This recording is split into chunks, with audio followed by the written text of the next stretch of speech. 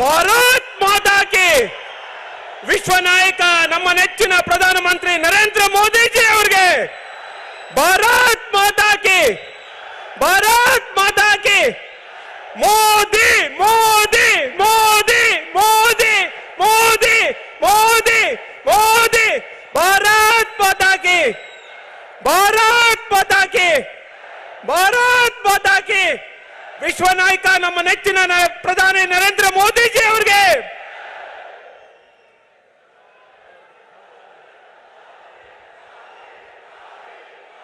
ಆತ್ಮೀಯರೇ, ಸದೃಢ ಸಶಕ್ತ ಸ್ವಾವಲಂಬಿ ನವ ಭಾರತ ನಿರ್ಮಾಣಕ್ಕೋಸ್ಕರ ನಮ್ಮ ಭಾರತವನ್ನು ವಿಶ್ವಗುರುವಿನ ಸ್ಥಾನಕ್ಕೆ ಕೊಂಡೊಯ್ಯಲು ರಾತ್ರಿ ಹಗಲು ದುಡಿತಾ ಇರ್ತಕ್ಕಂಥ ನಮ್ಮ ನೆಚ್ಚಿನ ಪ್ರಧಾನಮಂತ್ರಿಗಳು, ವಿಶ್ವ ಕಂಡಂತ ಅತ್ಯುತ್ತಮ ನಾಯಕರಾದ ಶ್ರೀ ನರೇಂದ್ರ ಮೋದಿಜಿ ಅವರು ಇಂದು ನಮ್ಮ ಕೋಲಾರ ಜಿಲ್ಲೆ ಇಡೀ ದೇಶಕ್ಕೆ ಚಿನ್ನ ಕೊಟ್ಟಂತ ಜಿಲ್ಲೆ, ಇಡೀ ದೇಶಕ್ಕೆ ಹಾಲು ತರಕಾರಿ ಮಾವು ಕೊಟ್ಟಂತ ಜಿಲ್ಲೆಗೆ ಬಂದಿದ್ದಾರೆ.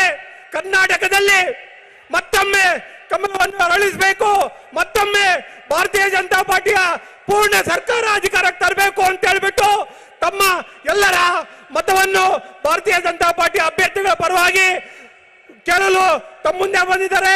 ಅವರಿಗೆ ಇಡೀ ಕೋಲಾರ ಜಿಲ್ಲೆ, ಇಡೀ ಚಿಕ್ಕಬಳ್ಳಾಪುರ ಜಿಲ್ಲೆ, ಇಡೀ ಬೆಂಗಳೂರು ಗ್ರಾಮಾಂತರ ಜಿಲ್ಲೆಯ ಸಮಸ್ತ ನಾಗರಿಕರ ಪರವಾಗಿ ಆತ್ಮೀಯ ಸ್ವಾಗತ. I welcome honourable prime minister on behalf of entire Kolar, Chikkaballapura and Bangalore rural district. ಈಗ ನಮ್ಮ ನೆಚ್ಚಿನ ಸಂಸತ್ ಸದಸ್ಯರು, ಆರೋಗ್ಯ ಸಚಿವರಾದ ಸುಧಾಕರ್ ಅವರು ಮತ್ತು ವೇದಿಕೆ ಮೇಲೆ ಇರತಕ್ಕಂಥ ಎಲ್ಲಾ ಗಣ್ಯರಿಂದ ನಮ್ಮ ನೆಚ್ಚಿನ ಪ್ರಧಾನಮಂತ್ರಿಗಳಿಗೆ ಗೌರವ ಸಲ್ಲಿಕೆ. Our leaders has felicitated our honorable Prime Minister on behalf of Kolar, Chikbalapura and Bengaluru Rural District. ಆತ್ಮೀಯರೇ, ಈಗ ಸಾವಧಾನವಾಗಿ ತಾವೆಲ್ಲ ತಮ್ಮ ಸ್ಥಾನಗಳಲ್ಲಿ ಕೂತ್ಕೋಬೇಕು. ಭಾರತ್ ಮಾತಾ ಕಿ ಭಾರತ್ ಮಾತಾ ಕಿ ವಿಶ್ವ ನಾಯಕ ನಮ್ಮೆಲ್ಲರ ನೆಚ್ಚಿನ ಪ್ರಧಾನಮಂತ್ರಿ ನರೇಂದ್ರ ಮೋದಿಜಿ ಅವರಿಗೆ, ವಿಶ್ವ ನಾಯಕ ನಮ್ಮೆಲ್ಲರ ನೆಚ್ಚಿನ ಪ್ರಧಾನಮಂತ್ರಿ ನರೇಂದ್ರ ಮೋದಿಜಿ ಅವರಿಗೆ ಭಾರತ್ ಮಾತಾ ಕಿ ಭಾರತ್ ಮಾತಾ ಕಿ ವಿಶ್ವ ನಾಯಕ ನಮ್ಮೆಲ್ಲರ ನೆಚ್ಚಿನ ಪ್ರಧಾನಮಂತ್ರಿ ನರೇಂದ್ರ ಮೋದಿಜಿ ಅವರಿಗೆ, ನಮ್ಮ ನೆಚ್ಚಿನ ನಾಯಕರು ಮಾಜಿ ಮುಖ್ಯಮಂತ್ರಿಗಳು ಆದ ನಮ್ಮ ಕೋಲಾರ ಜಿಲ್ಲೆಗೆ ಎತ್ತಿನ ಹೊಳೆ ಯೋಜನೆ ಕೊಟ್ಟಂತ ನಮ್ಮ ಶ್ರೀ ಸದಾನಂದ ಗೌಡರು ನಮ್ಮನ್ನೆಲ್ಲ ಉದ್ದೇಶಿಸಿ ಮಾತಾಡ್ತಾರೆ. ವಂದನೆಗಳು. ಕೋಲಾರ, ಬೆಂಗಳೂರು ಗ್ರಾಮಾಂತರ, ಚಿಕ್ಕಬಳ್ಳಾಪುರ ಜಿಲ್ಲೆಯ ನಮ್ಮೆಲ್ಲ ಪ್ರೀತಿಯ ಕಾರ್ಯಕರ್ತ ಬಂಧುಗಳೇ, ಸಾರ್ವಜನಿಕ ಬಂಧುಗಳೇ, ಭಾರತ ಪ್ರಗತಿಯ ವೇಗ ಅತ್ಯಂತ ಹೆಚ್ಚಾಗಿರುವಂಥದ್ದನ್ನು ನಾವು ಗಮನಿಸ್ತಾ ಇದ್ದೇವೆ. ಭಾರತವಿಂದು ವಿಶ್ವದ ಬಲಿಷ್ಠ ಮತ್ತು ಸುರಕ್ಷಿತ ದೇಶ ಮಾತ್ರ ಅಲ್ಲ, ಇವತ್ತು ನಾವು ನೋಡ್ತಾ ಇದ್ದೇವೆ ಒಂದು ರೀತಿಯಲ್ಲಿ ನಮ್ಮ ರಾಷ್ಟ್ರ ವಿಜ್ಞಾನ ಮತ್ತು ತಂತ್ರಜ್ಞಾನದಲ್ಲಿ ಕೂಡ ಎತ್ತರಕ್ಕೆ ಏರಿದೆ. ಜಗತ್ತಿನ ಬಹುಪಾಲು ದೇಶಗಳು ತಮ್ಮ ಸಮಸ್ಯೆಯ ಪರಿಹಾರಕ್ಕೆ ಭಾರತ ದೇಶದತ್ತ ಮುಖ ಮಾಡಿ ಬರ್ತಾ ಇರುವಂಥದ್ದು ನಾವು ಕಂಡಿದ್ದೇವೆ. ಕೇಂದ್ರದ ಬಿಜೆಪಿ ಸರ್ಕಾರ ಅದರ ಅಭೂತಪೂರ್ವ ಜನಕಲ್ಯಾಣ ಯೋಜನೆಗಳು, ಅದನ್ನು ರಾಷ್ಟ್ರದಲ್ಲಿ ಎರಡರಲ್ಲಿ ಕೂಡ ಭಾರತೀಯ ಜನತಾ ಪಾರ್ಟಿ ಅತ್ಯಂತ ಯಶಸ್ವಿಯಾಗಿ ಇವತ್ತು ಅನುಷ್ಠಾನಗೊಳಿಸುವುದನ್ನು ನಾವು ಕಾಣ್ತಾ ಇದ್ದೇವೆ. ಕಳೆದ 3 ವರ್ಷದಲ್ಲಿ ದೂರದೃಷ್ಟಿಯ ಚಿಂತನೆ, ಸಮರ್ಪಕ ಯೋಜನೆ, ತ್ವರಿತ ಅನುಷ್ಠಾನ ಎಂಬ 3 ತತ್ವಗಳೊಂದಿಗೆ ಈ ರಾಜ್ಯ ಮತ್ತು ದೇಶದಲ್ಲಿ ಅಭಿವೃದ್ಧಿ ಸಾಕಾರಗೊಂಡದನ್ನು ನಾವು ಕಂಡಿದ್ದೇವೆ. ನಮ್ಮ ದೇಶದಲ್ಲಿ ಕೋವಿಡ್ನಂತಹ ಆ ಸಂಕಷ್ಟದ ಸಮಯದಲ್ಲಿ ರಾಜ್ಯದಲ್ಲಿ ಪ್ರಾಕೃತಿಕ ವಿಪತ್ತುಗಳು ಕಂಡಂತಹ ಸಂದರ್ಭದಲ್ಲಿ ಕೇಂದ್ರದ ಸಹಭಾಗಿತ್ವದೊಳಗೆ ಅತ್ಯಂತ ಯಶಸ್ವಿಯಾಗಿ ಇದಕ್ಕೆಲ್ಲ ಪರಿಹಾರ ಸೂತ್ರವನ್ನು ಕಂಡಿರುವಂಥದ್ದು ಭಾರತೀಯ ಜನತಾ ಪಾರ್ಟಿಯ ಸರ್ಕಾರ ಅಂತ ಹೇಳಲಿಕ್ಕೆ ಹೆಮ್ಮೆ ಅನ್ನಿಸ್ತದೆ. ಹಲವು ವರ್ಷಗಳಿಂದ ನೆನೆದು ಬಿದ್ದಂಥ ಪರಿಷ್ಠ ಜಾತಿ ಮತ್ತು ಪರಿಷ್ಠ ಪಂಗಡಗಳ ಆ ಮೀಸಲಾತಿಯನ್ನು ಹೆಚ್ಚಿಸಿದರ ಜೊತೆಗೆ ಈ ಸಮುದಾಯಗಳಿಗೆ ಅವರ ಜನಸಂಖ್ಯೆಗೆ ಅನುಗುಣವಾಗಿರುವಂಥ ಒಳ ಮೀಸಲಾತಿಯನ್ನು ಕೊಡುವಂಥ ದಿಟ್ಟ ಹೆಜ್ಜೆಯನ್ನು ಕರ್ನಾಟಕದ ಭಾರತೀಯ ಜನತಾ ಪಾರ್ಟಿ ಮಾಡಿದ್ದನ್ನು ನೀವೆಲ್ಲ ಕಂಡಿದ್ದೀರಿ. ಇವತ್ತು ನಾವು ನೋಡ್ತಾ ಇದ್ದೇವೆ.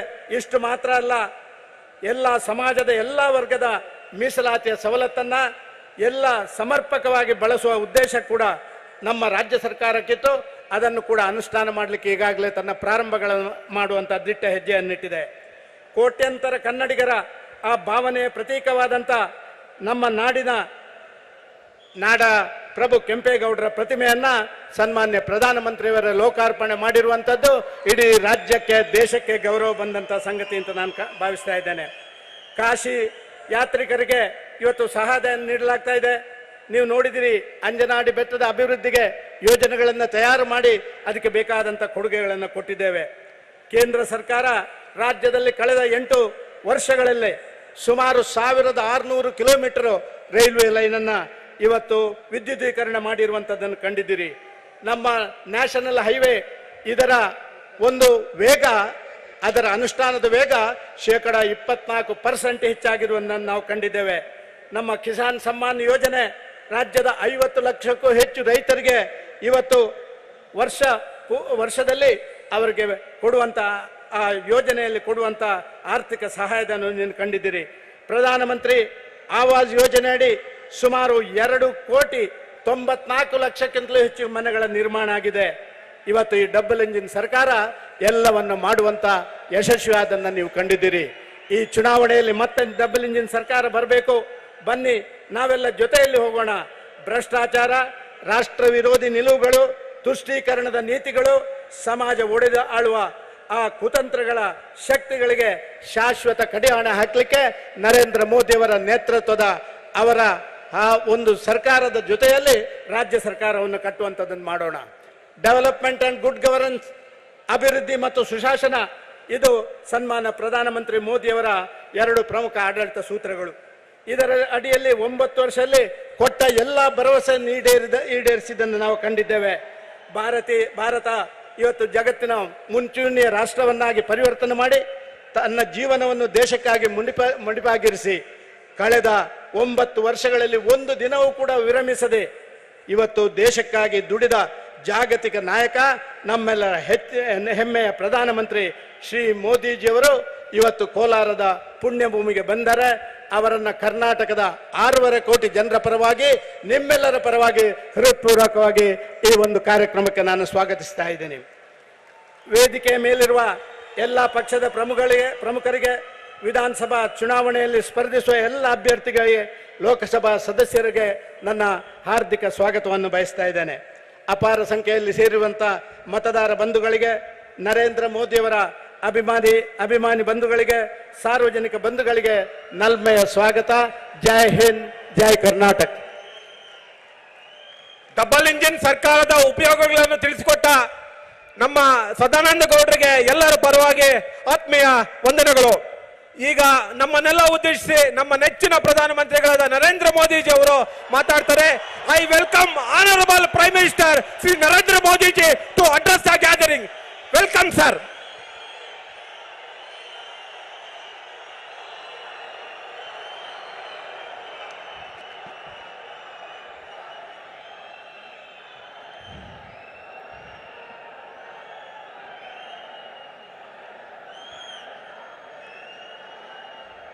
भारत माता की, भारत माता की।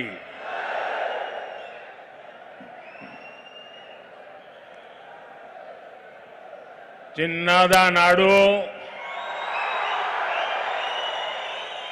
ಕೋಲಾರದ ಜನತೆಗೆ ನನ್ನ ನಮಸ್ಕಾರಗಳು. भाइयों और बहनों, आज इतनी बड़ी संख्या में, और मैं देख रहा हूं पेंडोल के बाहर इससे भी डबल लोग खड़े हैं. इतनी बड़ी संख्या में आपका यहां आना आज कांग्रेस और जेडीएस दोनों की नींद उड़ाने वाला है. कर्नाटका के विकास में ये दोनों पार्टियां ही सबसे बड़ा रोड़ा है, सबसे बड़ा अवरोध है। कांग्रेस और जेडीएस मिलकर चाहे जितना खेल लें, लेकिन कर्नाटका की जनता उन्हें क्लीन बोल्ड करने जा रही है। कर्नाटका के लोगों ने तय कर दिया है, बड़े विश्वास से तय कर दिया है, अनुभव के आधार पर तय कर दिया है। ई बारिया निर्धारा बहुमतದ बीजेपी सरकार।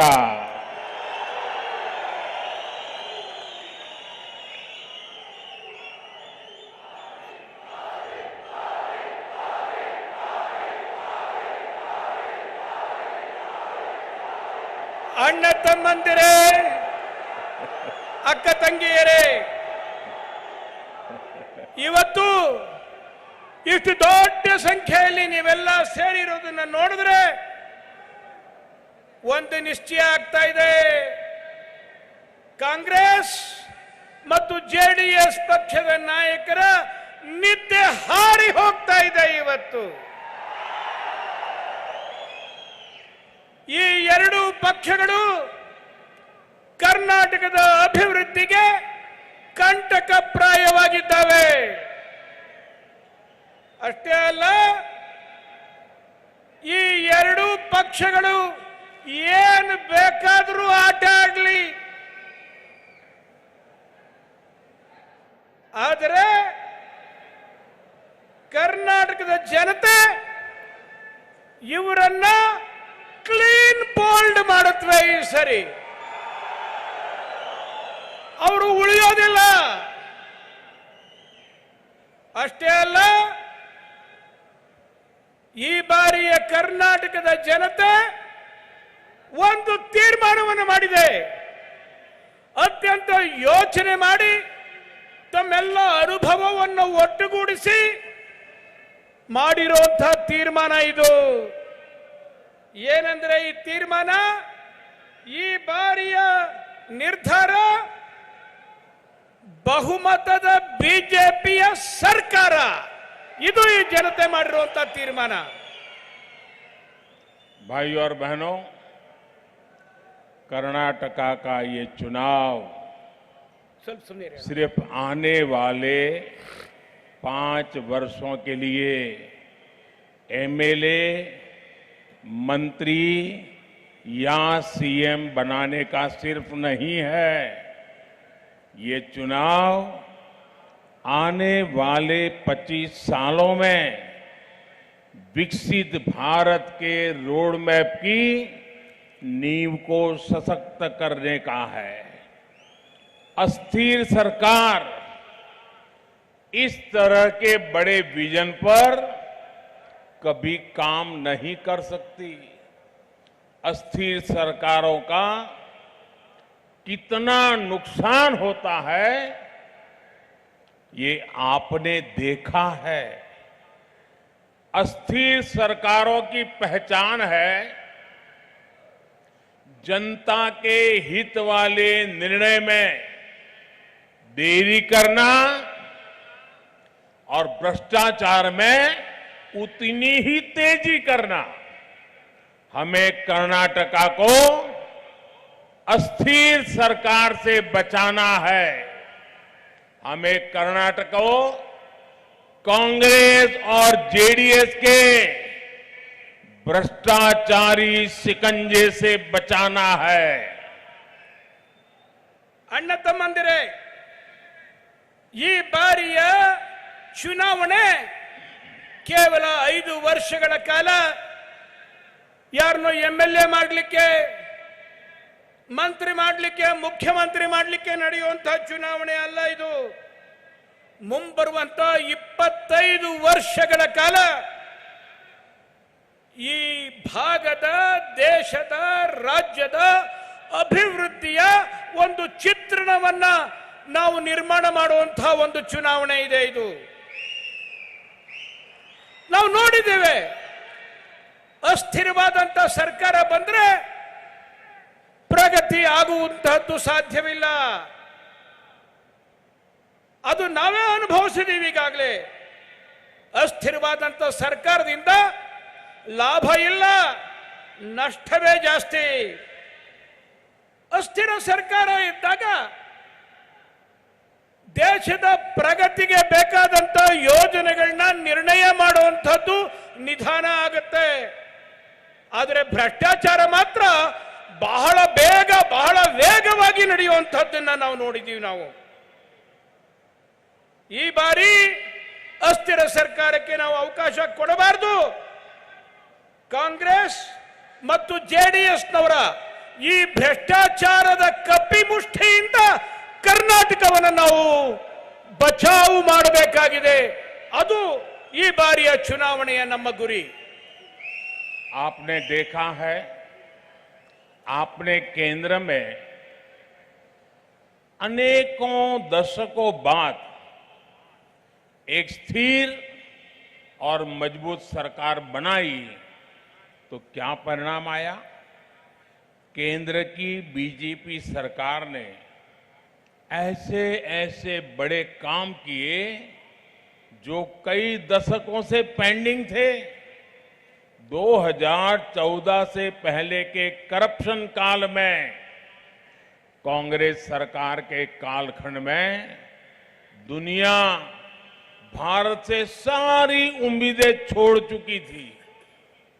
बीजेपी को दिए आपके एक वोट ने सारी स्थिति बदल दी।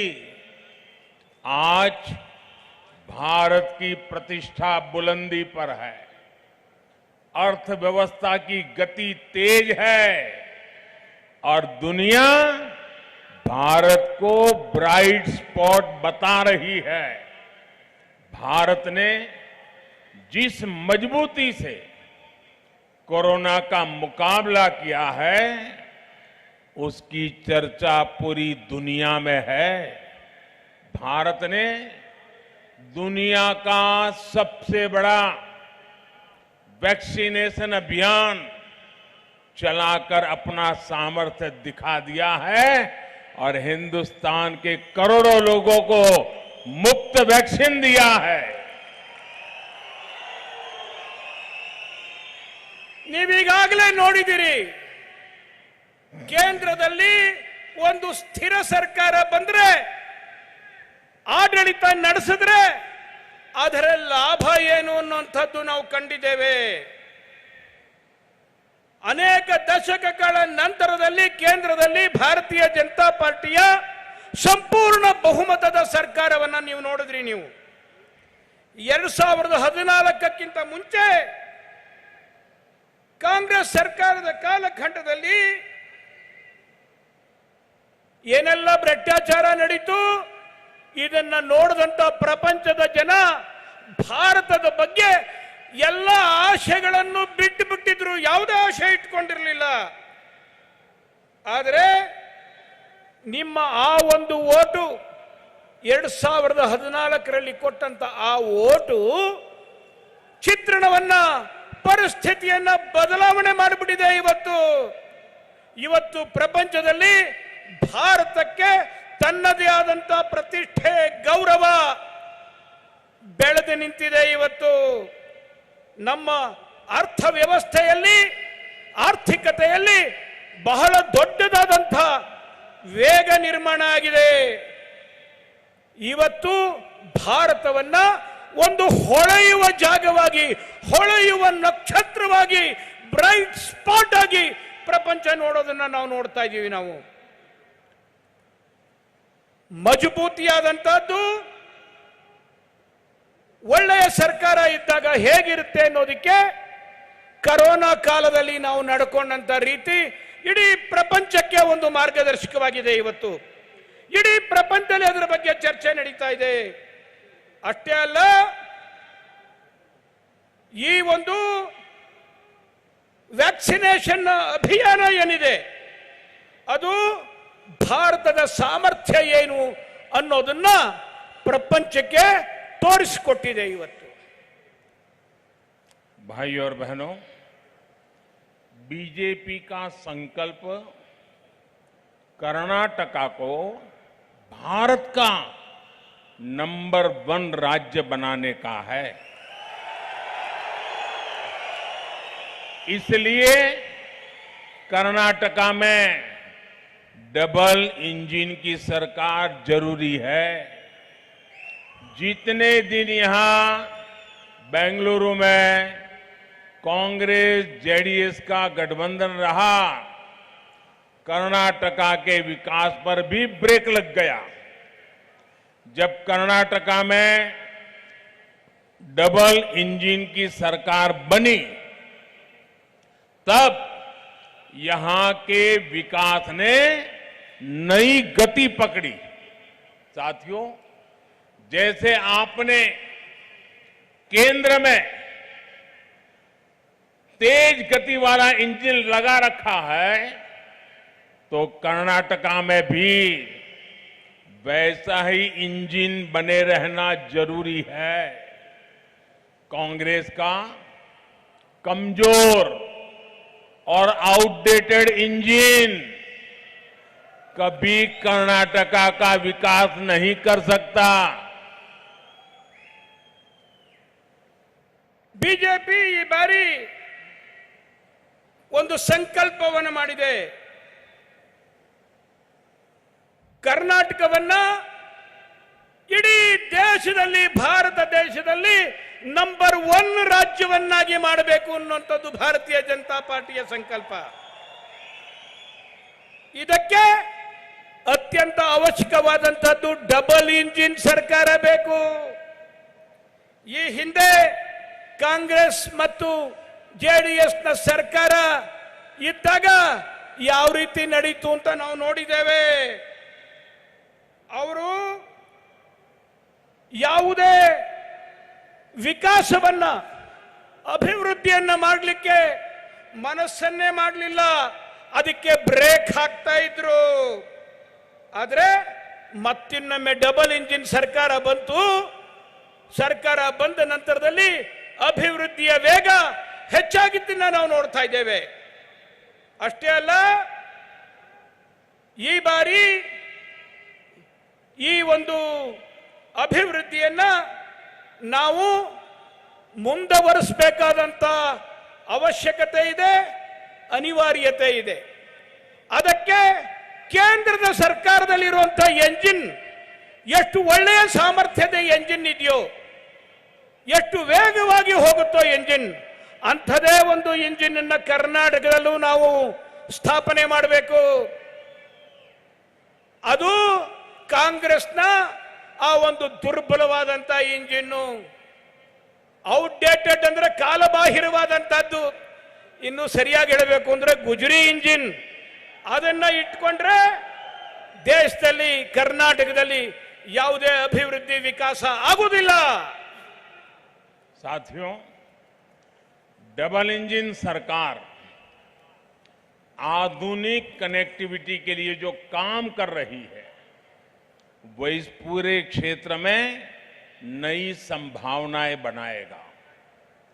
बंगलुरु चेन्नई एक्सप्रेसवे जो यहाँ के किसानों और इंडस्ट्री दोनों के लिए नए अवसर बनाएगा, उस पर तेजी से काम चल रहा है। मल्टीनेशनल कंपनियां कोलार जैसे जिलों में भी आए, यहां इंडस्ट्री का विस्तार हो, ये भी हमारा प्रयास है। अच्छी कनेक्टिविटी से कितना लाभ होता है, इसका एक उदाहरण फेमस मुलबागल डोसा भी है।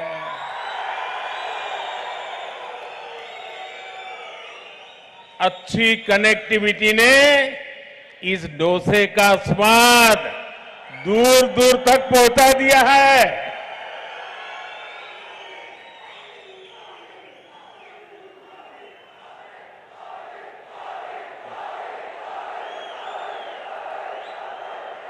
ವಿಕಾಸದ ಹಾದಿಗೆ ಅತ್ಯಂತ ಪೂರಕವಾದಂತ ಸಂಗತಿ ಯಾವುದು ಅಂತಂದ್ರೆ ಜೋಡಣೆ, ಸಂಪರ್ಕ. ಆ ಸಂಪರ್ಕ ಈ ಬಾರಿ ನಾವು ವಿಶೇಷವಾದಂತ ಮಹತ್ವವನ್ನು ನೀಡಿದ್ದೇವೆ. ನೀವೇ ಎಲ್ಲ ನೋಡ್ತಾ ಇದ್ದೀರಿ, ಗಮನಿಸಿದಿರಿ. ಬೆಂಗಳೂರು ಮತ್ತು ಚೆನ್ನೈ ಎಕ್ಸ್ಪ್ರೆಸ್ ಹೈವೇ ಬರ್ತಾ ಇದೆ, ಎಷ್ಟು ಬೇಗ ರಸ್ತೆ ನಿರ್ಮಾಣ ಆಗ್ತಾ ಇದೆ ಅನ್ನೋದನ್ನು ನೀವೆಲ್ಲ ನೋಡ್ತಾ ಇದ್ದೀರಿ. ಈ ರೀತಿಯಾದಂಥ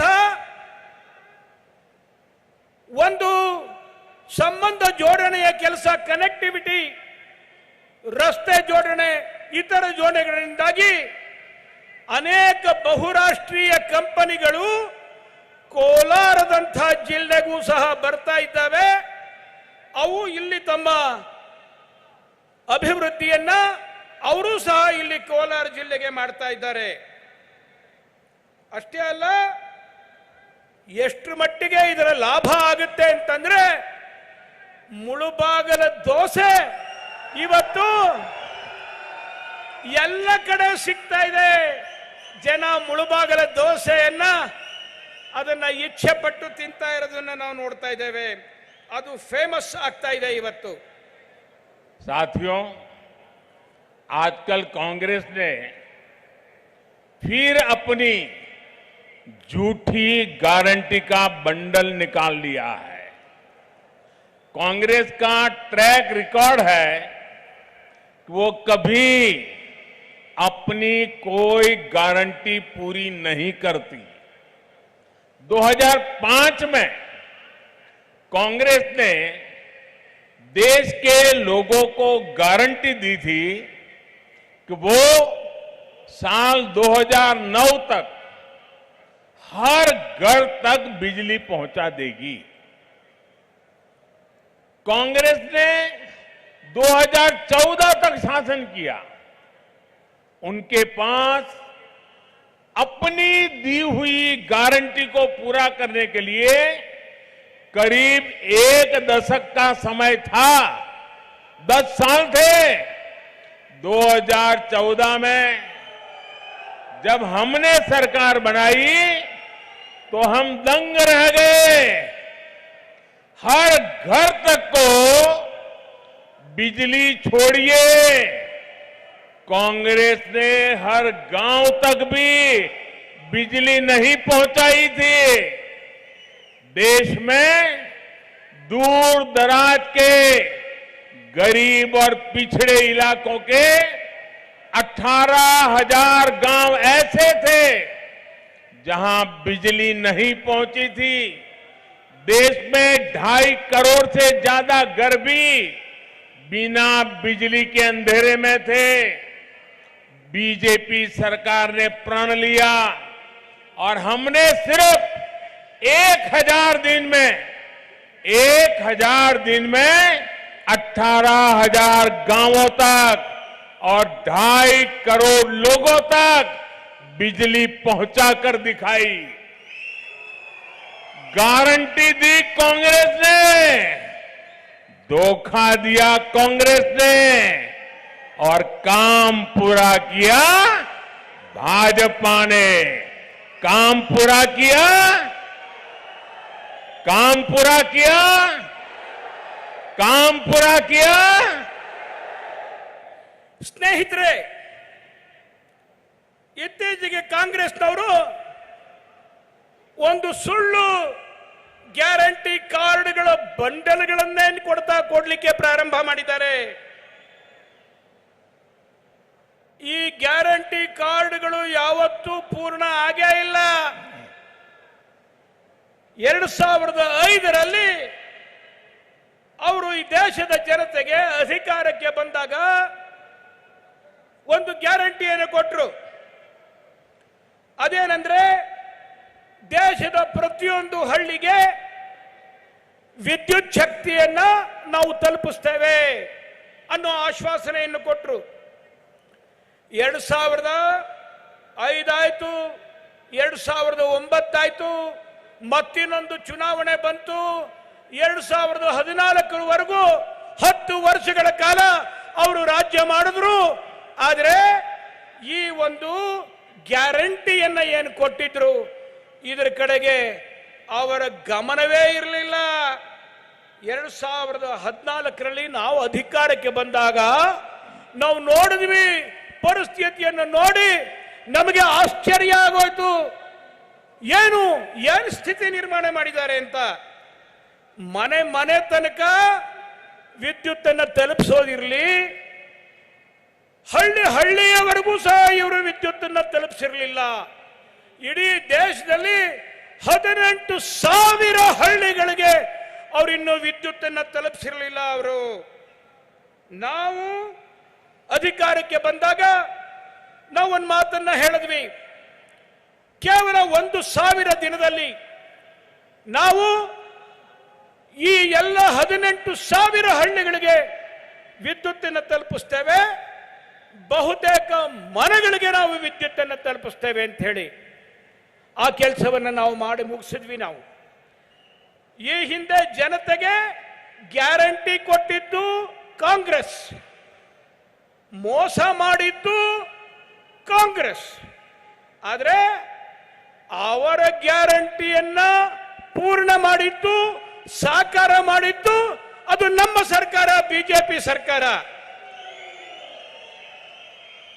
ಅವರಿಗೆ ಅವರ ಗ್ಯಾರಂಟಿ ಕಾರ್ಡ್ ಬಗ್ಗೆ ಯಾವುದೇ ವಿಶ್ವಾಸವೂ ಇಲ್ಲ, ನಂಬಿಕೆಯೂ ಇಲ್ಲ. ಬರೀ ಮೋಸ ಮಾಡುವುದಷ್ಟೇ ಅವರು ಕಲ್ತಿರುವಂತಹದ್ದು. साथियों, जब कोई पार्टी अपने मैनिफेस्टो में कुछ लिखती है तो वो किसी संकल्प से कम नहीं होता है। जनता जनार्दन को दिया हुआ वादा होता है, उसमें धोखा करना बहुत बड़ा पाप होता है। साथियों, ये किसानों का क्षेत्र है। मैं आपको एक और गारंटी के बारे में बताना चाहता हूं जो कांग्रेस ने किसानों को दी थी, और वो भी 2004 में। आज से करीब 20 साल पहले अपने घोषणा पत्र में कांग्रेस ने किसानों से वादा किया था कि वो किसानों के लिए डायरेक्ट इनकम सपोर्ट स्कीम लागू करेगी। किसानों ने उन्हें वोट दिया, लेकिन वोट पाने के बाद कांग्रेस ने हाथ ऊपर कर लिए। 2009 में उनके मैनिफेस्टो में फिर से वही वादा किया गया। उन्हें ये वादा पूरा करने के लिए 5 और 5 10 साल मिल गए। 2014 का चुनाव आ गया, लेकिन उन्होंने अपनी गारंटी को ठंडे बस्ते में डाल दिया। उन्होंने अपना वादा पूरा नहीं किया। ये बीजेपी की सरकार है जिसने पीएम किसान सम्मान निधि जैसी योजना लागू की। हमारी सरकार अब तक किसानों के बैंक खातों में 2.5 लाख करोड़ रुपया, याद रहेगा दोस्तों, 2.5 लाख करोड़ रुपया। कितना? जरा जोर से बोलिए, कितना? 2.5 लाख करोड़ रुपए सीधे किसानों के खाते में ट्रांसफर कर चुकी है। गारंटी दी कांग्रेस ने, धोखा दिया कांग्रेस ने, लेकिन काम पूरा किया? काम पूरा किया? काम पूरा किया? काम पूरा किया बीजेपी ने। ಸ್ನೇಹಿತರೆ, ಇದೇ ರೀತಿ ಇವರ ಇನ್ನೊಂದು ಆಶ್ವಾಸನೆಯ ಬಗ್ಗೆ ತಮ್ಮ ಗಮನವನ್ನು ಸೆಳೆಯಲಿಕ್ಕೆ ಇಷ್ಟಪಡ್ತೇನೆ ನಾನು. ಒಂದು ಘೋಷಣಾ ಪತ್ರ ಅಂದ್ರೆ ಅದು ಜನತೆಗೆ ನೀಡಿದಂತ ಭರವಸೆ. ಆ ಘೋಷಣಾ ಪತ್ರದ ರೀತಿ ನಡೆಯದೇ ಇರುವಂತದ್ದು ಜನತಾ ಜನಾರ್ದನನಿಗೆ ಮಾಡುವಂತಹ ದ್ರೋಹ. ಇದೊಂದು ದೊಡ್ಡ ಪಾಪ. ಇದು 2004ರಲ್ಲಿ ಕಾಂಗ್ರೆಸ್ನವರು ಈ ದೇಶದ ರೈತರಿಗೆ ಒಂದು ಆಶ್ವಾಸನೆಯನ್ನ, ಒಂದು ಭರವಸೆಯನ್ನು ಕೊಟ್ಟರು. ಅವರು ಹೇಳಿದ್ರು, ಈ ದೇಶದ ರೈತರಿಗೆ ನೇರ ವರಮಾನ ಸಹಾಯತಾ ಯೋಜನೆ, ಡೈರೆಕ್ಟ್ ಇನ್ಕಮ್ ಸಪೋರ್ಟ್ ಸ್ಕೀಮ್, ಇದನ್ನು ನಾವು ಲಾಗು ಮಾಡ್ತೇವೆ ಅಂತನ್ನೋ ಮಾತನ್ನ ಹೇಳಿದ್ರು. 2004ರಲ್ಲಿ ಹೇಳಿದ್ರು. 2009 ತನಕ ಏನೂ ಮಾಡಲಿಲ್ಲ. 2009ರ ಅವರ ಘೋಷಣಾ ಪತ್ರದಲ್ಲಿ ಮತ್ತೊಮ್ಮೆ ಅದನ್ನೇ ಬರ್ಕೊಂಡ್ರು. 2014 ತನಕ ನೋಡಿದ್ವಿ, ಏನೂ ಮಾಡಲಿಲ್ಲ. ಅವರು ಯಾವುದೇ ರೀತಿಯಾದಂತ ಯೋಜನೆಯನ್ನೇ ತರಲಿಲ್ಲ. ಅವರು ಮ್ಯಾನಿಫೆಸ್ಟೋನಲ್ಲಿ ಬರೆದಿದ್ದು, ಆದರೆ ಇದರ ಬಗ್ಗೆ ಯಾವುದೇ ಯೋಜನೆಯನ್ನ ಕಾರ್ಯಗತ ಮಾಡುವಂತ ಮನಸ್ಸನ್ನೇ ಕೊಡಲಿಲ್ಲ ಅವರು.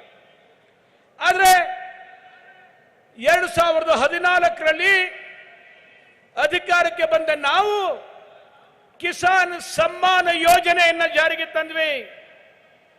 ಈ ಯೋಜನೆಯಲ್ಲಿ ನೇರವಾಗಿ ರೈತರ ಖಾತೆಗೆ, ರೈತರ ಬ್ಯಾಂಕ್ ಖಾತೆಗೆ ಹಣ ಜಮಾವಣೆ ಆಗುತ್ತೆ. ಇಲ್ಲಿಯವರೆಗೂ ಜಮಾವಣೆಯಾಗಿರೋ ಹಣ ಎಷ್ಟು ಗೊತ್ತಾ? 2.5 ಲಕ್ಷ ಕೋಟಿ ರೂಪಾಯಿಗಳು ಜಮಾ ಆಗಿದೆ. 2.5 ಲಕ್ಷ ಕೋಟಿ ರೂಪಾಯಿಗಳು ಜಮಾವಾಗಿದೆ ಇಲ್ಲಿ ತನಕ. 2004ರಲ್ಲಿ ಗ್ಯಾರಂಟಿ ಕೊಟ್ಟಿದ್ದು ಅವರು. 2009ರಲ್ಲಿ ಮತ್ತೊಮ್ಮೆ ಗ್ಯಾರಂಟಿ ಕೊಟ್ಟಿದ್ದು ಕಾಂಗ್ರೆಸ್ನವರು. ಆದರೆ ಇದನ್ನ ಲಾಗು ಮಾಡಿದ್ದು ಇದು ನಮ್ಮ ಸರ್ಕಾರ, ಭಾರತೀಯ ಜನತಾ ಪಾರ್ಟಿ ಸರ್ಕಾರ. ಜನರಿಗೆ ಆಶ್ವಾಸನೆ, ಮೋಸ ಇದು ಕಾಂಗ್ರೆಸ್. ಜನರಿಗೆ ಭರವಸೆ, ಅದನ್ನು ಸಾಕಾರ ಮಾಡುವುದು ಇದು ಬಿಜೆಪಿ. भाई और बहनों, कांग्रेस सरकार ने कभी भी किसानों की परवाह नहीं की, लेकिन बीजेपी सरकार बीज से बाजार तक किसानों के लिए काम कर रही है। केंद्र सरकार पीएम किसान सम्मान निधि के जो पैसे भेजती है, उसमें यहां की बीजेपी सरकार 4,000 रुपये और जोड़ देती है। इससे कर्नाटका के लाखों किसान परिवारों के बैंक अकाउंट में 18,000 करोड़ रुपए पहुंचे हैं। इसके साथ साथ कोल्ड स्टोरेज, फूड पार्क और मेगा टेक्सटाइल पार्क का जो विस्तार हो रहा है, वो भी कर्नाटका के किसानों की बहुत मदद करने वाला है।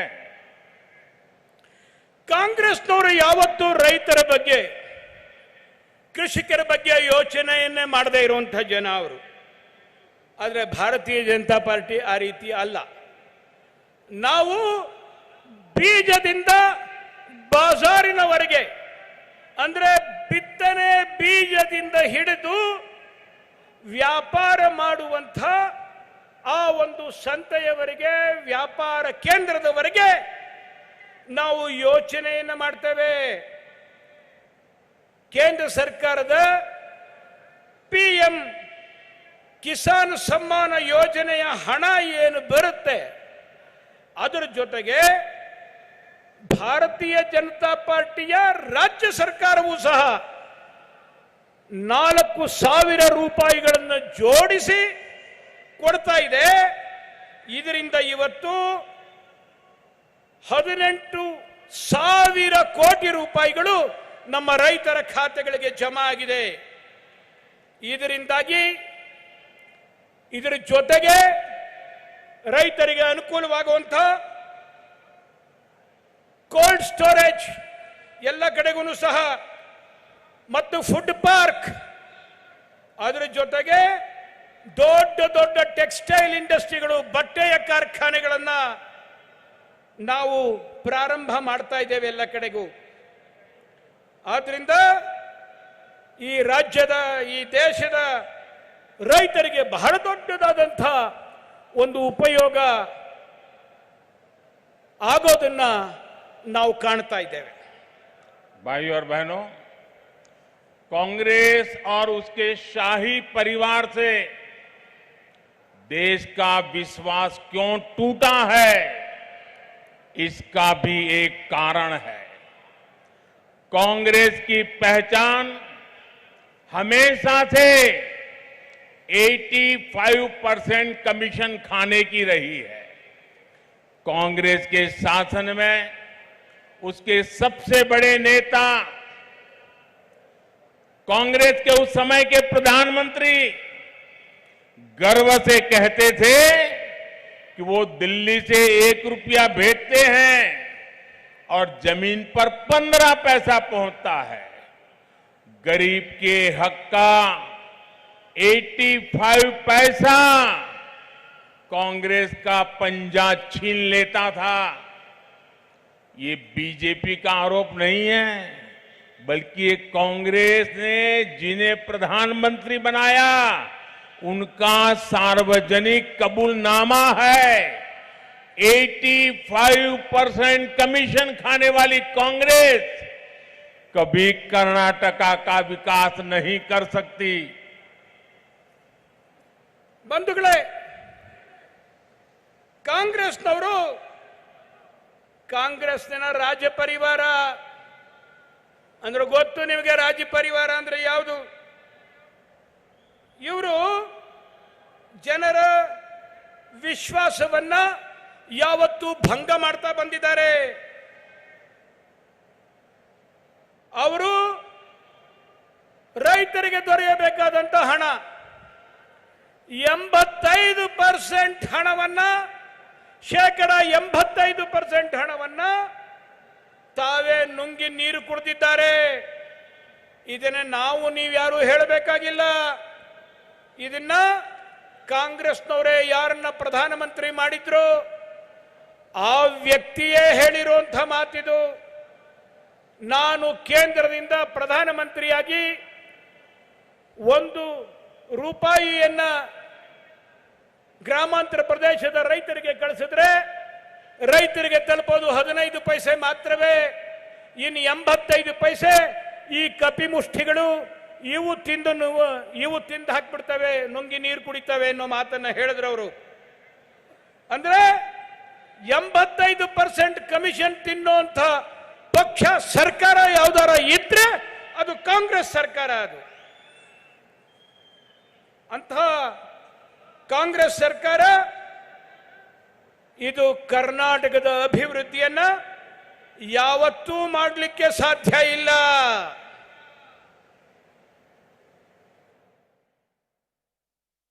साथियों, आज दिल्ली से बीजेपी की केंद्र सरकार जितना पैसा भेजती है वो हर लाभार्थी तक 100% पहुंचता है, 100% पहुंचता है. पिछले 9 वर्षों में हमने डिजिटल इंडिया की ताकत से अलग अलग योजनाओं के 29 लाख करोड़ रुपए 29 लाख करोड़ रुपए गरीबों के बैंक खातों में सीधे भेजे हैं. अगर 85% कमीशन खाने वाली कांग्रेस ही बनी रही, इसमें से 24 लाख करोड़ रुपये कभी गरीब तक नहीं पहुंच पाते. वो आप सोचिए, हमारी सरकार तो 9 साल पहले आई है, उससे पहले कितने लाखों करोड़ रुपए कांग्रेस नेताओं ने अपनी तिजोरी में भरे हैं. ಬಂಧುಗಳೇ, ಡಿಜಿಟಲ್ ಇಂಡಿಯಾ ಮೂಲಕವಾಗಿ ನಾವು ಕೇಂದ್ರದಿಂದ ಕಳಿಸುವಂತ ಹಣ, ಪ್ರತಿ ಪೈಸೆ ಹಣ ಯಾರಿಗೆ ಸೇರಬೇಕೋ ಅವರ ಬ್ಯಾಂಕ್ ಖಾತೆಗೆ ಜಮಾ ಆಗೋದನ್ನ ನಾವು ನೋಡ್ತಾ ಇದ್ದೇವೆ. ಕಳೆದ 9 ವರ್ಷಗಳಲ್ಲಿ ಬೇರೆ ಬೇರೆ ಯೋಜನೆಗಳ ಮೂಲಕವಾಗಿ ಈ ದೇಶದ ಬಡ ಜನತೆಗೆ ಅವರ ಅಕೌಂಟ್ಗಳಿಗೆ ನಾವು ಕಳಿಸಿರುವಂತಹ ಹಣ ಎಷ್ಟು ಗೊತ್ತಾ? 29 ಲಕ್ಷ ಕೋಟಿ ರೂಪಾಯಿಗಳನ್ನ ಕಳಿಸಿದ್ದೇವೆ. ಒಂದೇ ಒಂದು ನಯಾ ಪೈಸೆ ಅಲ್ಲಿ ಇಲ್ಲಿ ಹೋಗಿಲ್ಲ. ಇದು ಅಂದ್ರೆ ಹಿಂದಿನ ಸರ್ಕಾರ ಆಗಿದ್ದಿದ್ರೆ, ಕಾಂಗ್ರೆಸ್ ಸರ್ಕಾರ ಏನಾರ ಆಗಿದ್ರೆ 15% ಮಾತ್ರನೇ ತಲುಪ್ತಾ ಇದ್ದಿದ್ದು. 29 ಲಕ್ಷ ಕೋಟಿನಲ್ಲಿ 24 ಲಕ್ಷ ಕೋಟಿ ಲೂಟಿ ಆಗ್ತಾ ಇದ್ದಿದ್ದನ್ನ ನಾವು ಕಾಣಬಹುದಾಗಿದೆ. ಅಂದ್ರೆ ಯೋಚನೆ ಮಾಡಬೇಕು ನಾವು. ಈ 9 ವರ್ಷಗಳಲ್ಲಿ ನಾವು ಇಷ್ಟೆಲ್ಲ ಸಾಧನೆ ಮಾಡಿರ್ಬೇಕಾದ್ರೆ ಈ ಹಿಂದೆ ಅನೇಕಾರು ದಶಕಗಳ ಕಾಲ ಕೇಂದ್ರ ಸರ್ಕಾರದ ಯೋಜನೆಗಳಲ್ಲಿ ಕಾಂಗ್ರೆಸ್ನವರು ಎಷ್ಟು ಹಣವನ್ನ ಲೂಟಿ ಮಾಡಿದ್ದಾರೆ ಅನ್ನುವಂಥದ್ರ ಒಂದು ಪರಿವೆ ನಮಗಿರಬೇಕು, ಒಂದು ಯೋಚನೆಯನ್ನು ನಾವು ಮಾಡಬೇಕಾಗಿದೆ. साथियों, कांग्रेस ने गरीब, एससी, एसटी, ओबीसी के साथ, महिलाओं के साथ हमेशा अन्याय किया है। लेकिन आज मैं कर्नाटका की जनता का आभार व्यक्त करूंगा कि उसके एक वोट ने सारी स्थितियां बदलनी शुरू कर दी। आपने अपने एक वोट से वंचितों के खिलाफ अन्याय को दूर किया। आपके एक वोट से पहली बार लाखों एससी, एसटी, ओबीसी परिवारों को पक्का घर मिला। आपके एक वोट से पहली बार 10 करोड़ से ज्यादा लोगों को टॉयलेट की सुविधा मिली। आपके एक वोट से पहली बार 9 करोड़ से अधिक महिलाओं को मुफ्त गैस कनेक्शन मिला। आपके एक वोट से पहली बार 2.5 करोड़ लोगों को बिजली कनेक्शन मिला। आपके एक वोट से कोरोना के संकट काल में 80 करोड़ लोगों को मुफ्त राशन सुनिश्चित कराया। बीजेपी तुष्टीकरण के बजाय सत्तुष्टीकरण पर फोकस करती है। बीजेपी सरकार के लाभार्थियों का प्रचंड विश्वास शाही परिवार के हर झूठी गारंटी पर भारी पड़ने वाला है। ಬಂಧುಗಳೇ, ಕಾಂಗ್ರೆಸ್ನ ಸರ್ಕಾರದಲ್ಲಿ ಅತ್ಯಂತ ಹೆಚ್ಚು ವಂಚನೆಗೆ ಒಳಗಾದವರು ಅಂದ್ರೆ ಎಸ್ಸಿ, ಎಸ್ಟಿ, ಓಬಿಸಿ ಮತ್ತು ಮಹಿಳಾ ವರ್ಗದವರು. ಈ ವರ್ಗದವರ ಬಹಳ ದೊಡ್ಡ ಶೋಷಣೆಯನ್ನೇ ನಡೆದ ಇವರು ಮಾಡಿದ್ದಾರೆ. ನಮ್ಮ ಸರ್ಕಾರ ಬಂದ ನಂತರದಲ್ಲಿ ನಾವು ಕೋಟ್ಯಾಂತರ ಪಕ್ಕಾ ಮನೆಗಳನ್ನ, ಇಟ್ಟಿಗೆಯಿಂದ ಕಟ್ಟಿದಂತ ಪಕ್ಕಾ ಮನೆಗಳನ್ನ ನಾವು ಇಲ್ಲಿಯವರೆಗೂ ಈ ಹಿಂದುಳಿದ ವರ್ಗದವರಿಗೆ ನೀಡಿದ್ದೇವೆ. ಅಷ್ಟೇ ಅಲ್ಲ, ಈ ಹಿಂದುಳಿದ ವರ್ಗಕ್ಕೆ ಸೇರಿದಂತ 10 ಕೋಟಿಗೂ ಹೆಚ್ಚು ಮನೆಗಳಿಗೆ 10 ಕೋಟಿಗೂ ಹೆಚ್ಚು ಮನೆಗಳಿಗೆ ನಾವು ಟಾಯ್ಲೆಟ್ಗಳನ್ನ, ಸಂಡಾಸ್ಗಳನ್ನ ನಾವು ಇಲ್ಲಿಯವರೆಗೂ ನಿರ್ಮಾಣ ಮಾಡಿಕೊಟ್ಟಿದ್ದೇವೆ. ಅಷ್ಟೇ ಅಲ್ಲ, ಇಲ್ಲಿಯವರೆಗೆ 9 ಕೋಟಿ ಜನ ತಾಯಂದಿರಿಗೆ, ಮಹಿಳೆಯರಿಗೆ ನಾವು ಉಚಿತವಾಗಿ ಅಡುಗೆಯ ಅನಿಲವನ್ನ, ಗ್ಯಾಸ್ ಅನ್ನ ನೀಡಿದ್ದೇವೆ. ಅಷ್ಟೇ ಅಲ್ಲ, 2.5 ಕೋಟಿ ನಾವು ಮನೆಗಳಿಗೆ ನೇರವಾಗಿ ಇವತ್ತು ವಿದ್ಯುತ್ ಶಕ್ತಿಯನ್ನು ಸರಬರಾಜು ಮಾಡುವ ವ್ಯವಸ್ಥೆಯನ್ನು ಮಾಡಿದ್ದೇವೆ. ನಿಮ್ಮ ಆ ಒಂದು ಓಟು ಒಂದು ದೊಡ್ಡ ಬದಲಾವಣೆಯನ್ನು ಮಾಡಿದೆ. ಈ ದೇಶದಲ್ಲಿ 80 ಕೋಟಿ ಜನರಿಗೆ ಉಚಿತವಾದಂತ ರೇಷನ್ ಸಿಕ್ಕಿದೆ. ನಮಗೆ ಬಿಜೆಪಿ ಸರ್ಕಾರದವರಿಗೆ ತುಷ್ಟೀಕರಣದಲ್ಲಿ ಯಾರಿಗೋ ಖುಷಿ ಪಡಿಸೋದ್ರಲ್ಲಿ ನಮಗೆ ಸಮಾಧಾನ ಇಲ್ಲ. ನಮಗೆ ಅವರನ್ನು ತೃಪ್ತಿಗೊಳಿಸಬೇಕು, ಸಂತುಷ್ಟಗೊಳಿಸಬೇಕು ಅನ್ನೋದ್ರ ಕಡೆ ನಮ್ಮ ಚಿಂತೆ ಇದೆ. ಕಾಂಗ್ರೆಸ್ಸಿನ ಆ ರಾಜ್ಯ ಪರಿವಾರ ಇದೆಯಲ್ಲ, ಅದು ಬರೀ ಸುಳ್ಳು ಗ್ಯಾರಂಟಿಗಳನ್ನು ಕೊಡುವಂತಹ ಒಂದು ರಾಜ್ಯ ಪರಿವಾರ ಅದು. भाइयों और बहनों, कांग्रेस भ्रष्टाचार में ही फलती फूलती है। इसलिए वो कभी भ्रष्टाचार के विरुद्ध कार्रवाई कर ही नहीं सकते। कांग्रेस ऐसी कोई योजना बना ही नहीं सकती जिसमें घोटाले ना हो। आज भी कांग्रेस के शाही परिवार, उसके करीबी लोग हजारों करोड़ के घोटाले में जमानत पर बाहर है। आप सोचिए, जो लोग करप्शन के आरोप में स्वयं जमानत पर बाहर है, वो आज कर्नाटक में आप करके उपदेश दे रहे हैं, जिसके शीर्ष नेता ही भ्रष्टाचार के आरोपों में गिरे हो, जिस शाही परिवार के सदस्य जमानत पर बाहर हो, वो कांग्रेस भ्रष्टाचारियों के विरुद्ध कार्यवाही नहीं कर सकती। मैं आपको एक आंकड़ा दूंगा। 2014 से पहले के 9 वर्षों में कांग्रेस सरकार के दौरान भ्रष्टाचारियों के सिर्फ 5,000 करोड़ रुपए की संपत्ति जब्त की गई, जबकि बीते 9 वर्षों में देश को लूटने वालों की 1 लाख करोड़ रुपए से अधिक की संपत्ति बीजेपी सरकार जब्त कर चुकी है। भ्रष्टाचार के विरुद्ध सबसे तेज प्रहार बीजेपी ही कर सकती है। ಬಂಧುಗಳೇ, ಕಾಂಗ್ರೆಸ್ನವರು ಯಾವತ್ತೂ ಭ್ರಷ್ಟಾಚಾರದ ವಿರುದ್ಧ ಯಾವುದೇ ಕಾರ್ಯಕ್ರಮವನ್ನಾಗಲಿ, ಯೋಜನೆಯನ್ನಾಗಲಿ ಅಥವಾ ಯಾವುದೇ ರೀತಿಯಾದಂಥ ಕಾರ್ಯವಾಹಿಯನ್ನಾಗಲಿ ಮಾಡಲಿಕ್ಕೆ ಸಾಧ್ಯ ಆಗೋದಿಲ್ಲ.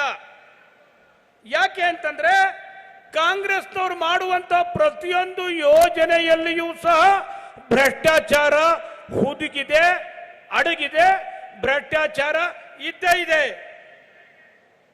ಕಾಂಗ್ರೆಸ್ಸಿನ ಆ ಒಂದು ರಾಜ ಪರಿವಾರ ಏನಿದೆ, ಅವರು ಇವತ್ತು ಸಾವಿರಾರು ಕೋಟಿ ರೂಪಾಯಿಗಳನ್ನು ನುಂಗಿರುವಂತ ಹಗರಣದಲ್ಲಿ ಅವರು ಬೇಲ್ ಮೇಲಿದ್ದಾರೆ. ಜೈಲಿಗೆ ಹೋಗಬೇಕಾದವರು ಬೇಲ್ ಮೇಲಿದ್ದಾರೆ. ಇಂಥ ವ್ಯಕ್ತಿಗಳು ಕರಪ್ಷನ್ ವಿರುದ್ಧ, ಭ್ರಷ್ಟಾಚಾರದ ವಿರುದ್ಧ ಯಾವ ಹೋರಾಟವನ್ನು, ಯಾವ ಕಾರ್ಯಕ್ರಮ ತಾನೇ ಮಾಡಲಿಕ್ಕೆ ಸಾಧ್ಯ ಆಗುತ್ತೆ? ಆದರೂ ಸಹ ಅವರು ಉಪದೇಶ ಕೊಡೋದನ್ನು ಮಾತ್ರ ಬಿಟ್ಟಿಲ್ಲ. ಯಾವ ಪಕ್ಷದ ಅತ್ಯಂತ ಉತ್ಕೃಷ್ಟ ಮೇಲ್ನಿಲ್ಲಿರುವಂತಹ ನಾಯಕರು ಸಾವಿರಾರು ಕೋಟಿ ರೂಪಾಯಿಗಳ ಭ್ರಷ್ಟಾಚಾರದಲ್ಲಿ ಹುದುಗಿದ್ದಾರೋ, ಕಾಂಗ್ರೆಸ್ನ ಬಹುತೇಕ ನಾಯಕರುಗಳು ಈ ಭ್ರಷ್ಟಾಚಾರದ ಆರೋಪದ ಮೇಲೆ ಬೇಲ್ನಲ್ಲಿದ್ದಾರೋ, ಅವರಿಂದ ಏನಾದರೂ ಭ್ರಷ್ಟಾಚಾರದ ವಿರುದ್ಧದ ಹೋರಾಟವನ್ನು ನಾವು ಅಪೇಕ್ಷೆ ಪಡಲಿಕ್ಕಾದರೂ ಸಾಧ್ಯ ಇದೆಯಾ? ನಾವು ನಿಮಗೊಂದು ಉದಾಹರಣೆಯನ್ನು ಕೊಡ್ತೇನೆ. 2014ಕ್ಕೆ ಮುಂಚೆ 9 ವರ್ಷ ಕಾಂಗ್ರೆಸ್ನ ಸರ್ಕಾರ ಇತ್ತು. ಆ ಸಮಯದಲ್ಲಿ ಅವರು ಭ್ರಷ್ಟಾಚಾರಿಗಳನ್ನ ಹಿಡಿದು ಅವ್ರ ಹತ್ರ ವಸೂಲು ಮಾಡಿದಂತ ದುಡ್ಡು ಎಷ್ಟು ಅಂತಂದ್ರೆ 5,000 ಕೋಟಿ ರೂಪಾಯಿಗಳು 9-10 ವರ್ಷದಲ್ಲಿ ಅವರ ಆಡಳಿತದಲ್ಲಿ. ಆದರೆ ನಾವು ಅಧಿಕಾರಕ್ಕೆ ಬಂದ ಈ 9 ವರ್ಷದಲ್ಲಿ ಭ್ರಷ್ಟಾಚಾರಿಗಳಿಂದ ನಾವು ವಸೂಲು ಮಾಡಿರುವಂತ ದುಡ್ಡು 1 ಲಕ್ಷ ಕೋಟಿ ರೂಪಾಯಿಗಳು. 1 ಲಕ್ಷ ಕೋಟಿ ರೂಪಾಯಿಗಳನ್ನ ನಾವು ಭ್ರಷ್ಟಾಚಾರಿಗಳಿಂದ ವಸೂಲು ಮಾಡಿದ್ದೇವೆ. ಭ್ರಷ್ಟಾಚಾರದ ವಿರುದ್ಧದಲ್ಲಿ ನಮ್ಮದು ಯಾವತ್ತೂ ಸಹ ಅತ್ಯಂತ ತೇಜಗತಿಯ ಪ್ರಹಾರವನ್ನು ಮಾಡುವಂತಹ ಒಂದು ಶಕ್ತಿ, ಆ ಒಂದು ಬದ್ಧತೆ, ಅದು ಭಾರತೀಯ ಜನತಾ ಪಾರ್ಟಿಗೆ ಇರುವಂತದ್ದು. साथियों, आज जब मैं करप्शन के खिलाफ लड़ाई लड़ रहा हूं, तो सबसे ज्यादा तकलीफ कांग्रेस को हो रही है। और इसलिए कांग्रेस की दिनों दिन मुझसे नफरत भी और बढ़ गई है। उन्होंने मुझ पर हमला और बढ़ा दिया है। ये लोग आजकल धमकी दे रहे हैं, कांग्रेस के लोग धमकी दे रहे हैं। वो कह रहे हैं मोदी तेरी कब्र खुदेगी।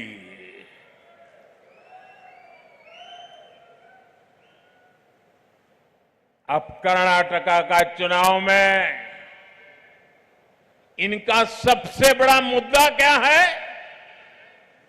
चुनाव में कांग्रेस का सबसे बड़ा मुद्दा सांप है। सांप, सांप के जहर का है।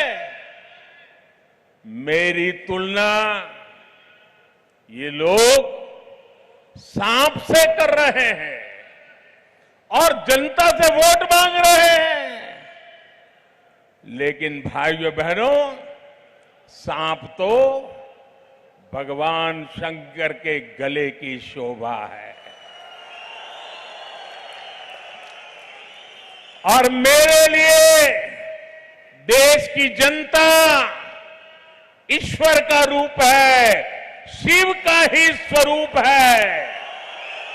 इसलिए ईश्वर रूपी जनता के गले का सांप होना भी मुझे स्वीकार है। लेकिन मैं जानता हूं, संतों और संस्कारों की धरती कर्नाटका के लोग कांग्रेस के इस गाली गलौज का चोट धरा जवाब वोट के माध्यम से देकर के उनके इन सारे मंसूबों को चूर चूर कर देंगे। ये नाराजगी, ये जनता जनार्दन का गुस्सा कांग्रेस के खिलाफ 10 मई को पोलिंग बूथ पर बढ़ चढ़ करके निकलने वाला है। ಬಂಧುಗಳೇ, ನಾನು ಯಾವ ಭ್ರಷ್ಟಾಚಾರದ ವಿರುದ್ಧದ ಹೋರಾಟವನ್ನು ಮಾಡ್ತಾ ಇದ್ದೇನೆ, ಇದರಿಂದ ಅತ್ಯಂತ ಹೆಚ್ಚು ತೊಂದರೆಗೆ ಒಳಗಾಗಿರೋರು, ನೊಂದಿರೋರು ಯಾರ್ಯಾರ ಇದ್ರೆ ಅದು ಕಾಂಗ್ರೆಸ್ನವರು. ಯಾಕಂದ್ರೆ ಅವರೇ ಹೆಚ್ಚು ಭ್ರಷ್ಟಾಚಾರ ಮಾಡಿರುವಂತದ್ದು. ಅವರಿಗೆ ನನ್ನ ಈ ಒಂದು ಭ್ರಷ್ಟಾಚಾರದ ವಿರುದ್ಧದ ಹೋರಾಟ ಸಹನೆ ಮಾಡ್ಲಿಕ್ಕಾಗ್ತಾ ಇಲ್ಲ. ನನ್ನ ಮೇಲೆ ಅವರಿಗೆ ಸಿಟ್ಟು. ಅದಕ್ಕೋಸ್ಕರವಾಗಿ ಅವರು ನನ್ನ ವಿರುದ್ಧ ಅವರು ಆಘಾತವನ್ನು ಮಾಡಲಿಕ್ಕೆ ಪ್ರಾರಂಭ ಮಾಡ್ತಾ ಇದ್ದಾರೆ. ಮೊದಲು ಬೈತಾ ಇದ್ರು, ಆದ್ರೆ ಈಗ ನನಗೆ ಅವರು ಎಚ್ಚರಿಕೆಯನ್ನು ಕೊಡ್ತಾ ಇದ್ದಾರೆ, ಬೆದರಿಕೆಯನ್ನು ಹಾಕ್ತಾ ಇದ್ದಾರೆ. ಏನಂತ ಬೆದರಿಕೆ ಹಾಕ್ತಾ ಇದ್ದಾರೆ?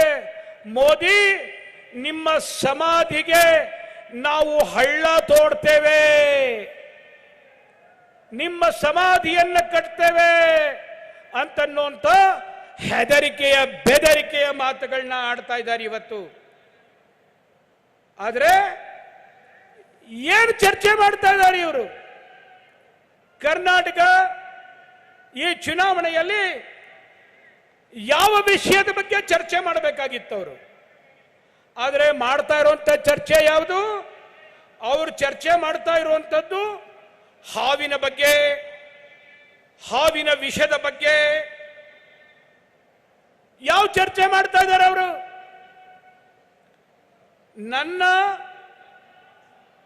ಒಂದು ತುಲನೆಯನ್ನ ಅವರು ಯಾರ ಜೊತೆ ಮಾಡ್ತಾ ಇದ್ದಾರೆ? ಹಾವಿನ ಜೊತೆ ಮಾಡ್ತಾ ಇದ್ದಾರೆ. ಆದರೆ ನನಗೇನು ಇದ್ರ ಬಗ್ಗೆ ಬೇಸರವಿಲ್ಲ, ನಾನು ಇದನ್ನ ಸ್ವೀಕಾರ ಮಾಡ್ತೇನೆ. ಯಾಕೆ ಅಂತಂದ್ರೆ ಭಗವಾನ್ ಶಂಕರನ ಆ ಒಂದು ಕೊರಳಿಗೆ ಶೋಭಾಯಮಾನವಾಗಿರುವಂಥದ್ದು ಅದೇ ನಾಗರಾಜ ಸರ್ಪ.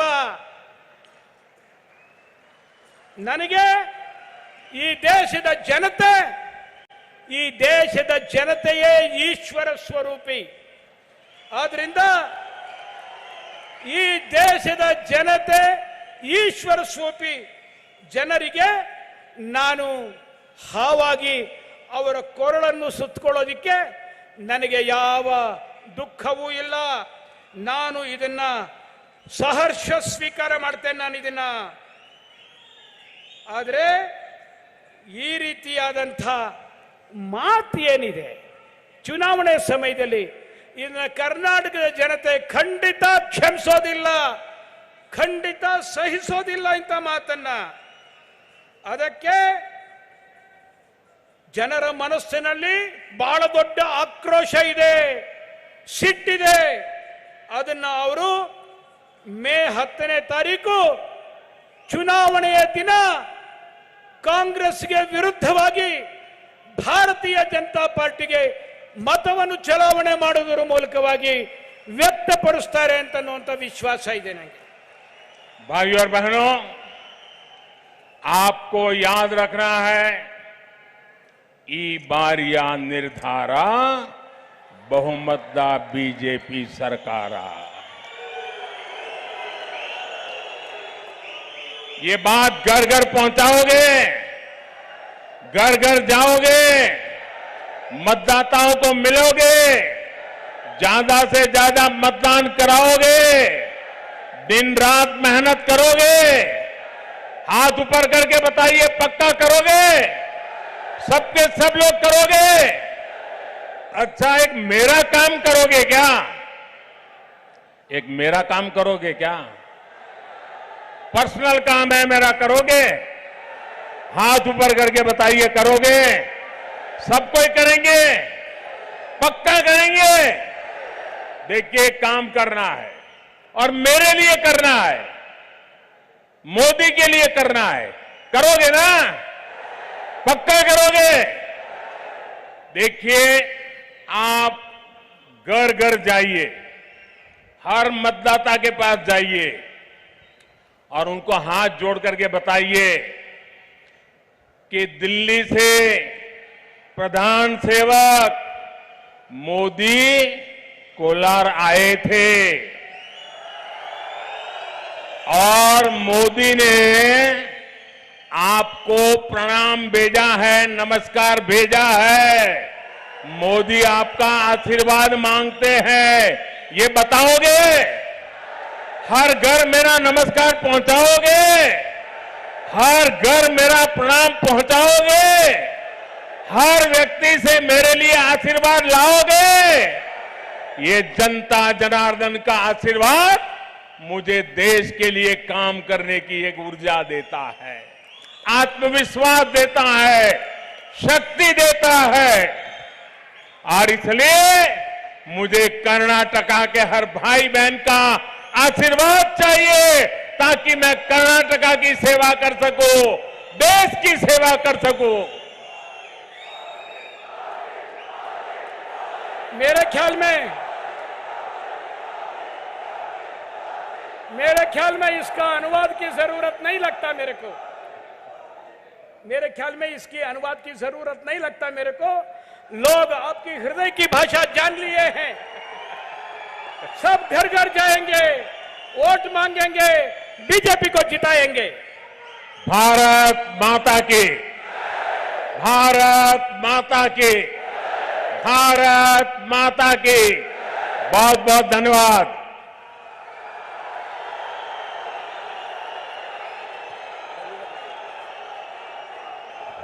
ಡಬಲ್ ಇಂಜಿನ್ ಸರ್ಕಾರದಿಂದ ಕರ್ನಾಟಕಕ್ಕೆ ಆಗಿರತಕ್ಕಂತ ಉಪಯೋಗಗಳನ್ನ ತಿಳಿಸಿಕೊಟ್ಟೆ ಕರ್ನಾಟಕವನ್ನು ರಾಷ್ಟ್ರದಲ್ಲೇ ನಂಬರ್ 1 ಸರ್ಕಾರ ಮಾಡಲು ತಮ್ಮೆಲ್ಲರ ಆಶೀರ್ವಾದ ಕೋರಿರ್ತಕ್ಕಂತ ನಮ್ಮ ನೆಚ್ಚಿನ ಪ್ರಧಾನಮಂತ್ರಿಗಳಾದ ನರೇಂದ್ರ ಮೋದಿಜಿ ಅವರಿಗೆ ನಮ್ಮ ನಿಮ್ಮೆಲ್ಲರ ಪರವಾಗಿ ಧನ್ಯವಾದಗಳು.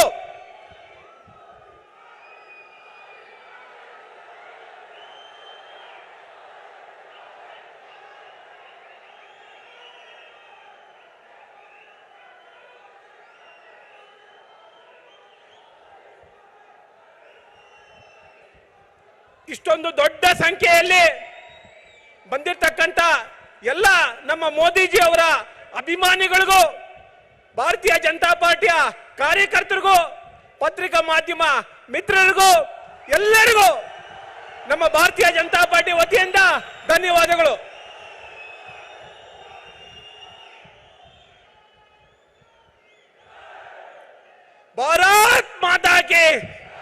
ಭಾರತ್ ಮಾತಾ ಕಿ ನಮ್ಮ ನೆಚ್ಚಿನ ಪ್ರಧಾನಮಂತ್ರಿಗಳಾದ ಮೋದಿಜಿ ಅವರಿಗೆ